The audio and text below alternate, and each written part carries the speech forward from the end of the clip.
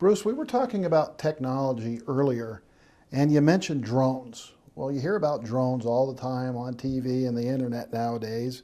I think I saw on your website that you were the chairman of the drone task force. Mm-hmm. How are you using drone technology in home inspections?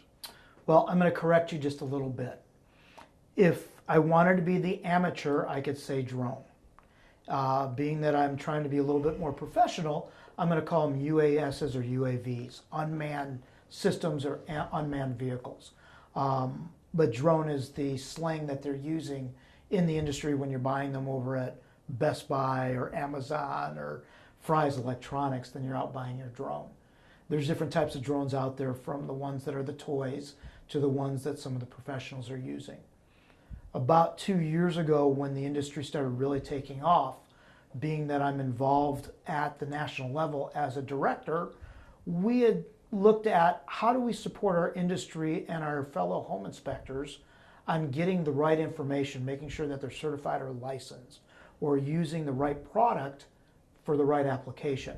So once again, not backing my chair up fast enough and having a little bit of technical background in electronics, I got pulled into being on the drone task force and understanding some of the basic electronics of them. Quickly got promoted to the drone chair of that task force, where we try to get as much information out to the masses that are home inspectors so they can make that informed decision when they're buying the product, and the right trainings for them to use the UAVs or UASs or drones, call them what you will, in the right aspect of how are we going to fly them over a house safely? How are we going to utilize this as a tool to look at roofs, look at chimneys, look at inaccessible areas that maybe you just can't get to because your ladder's not long enough, or it's just not safe to go up in that area, or it's just not safe to go in that area, period.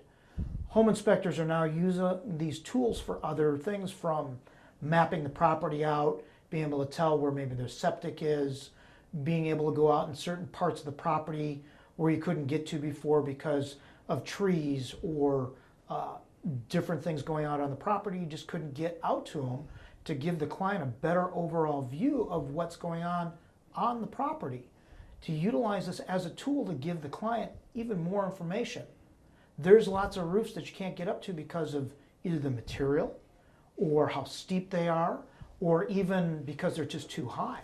Home inspectors only go up so high, and then it's an unsafe condition. It does not say anywhere that a home inspector has to put themselves in any kind of jeopardy where they're going to get hurt.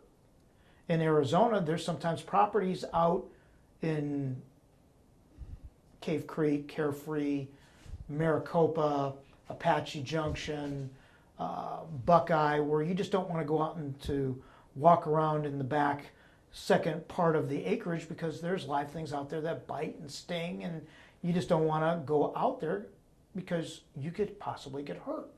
These are avenues in which you can utilize the drone.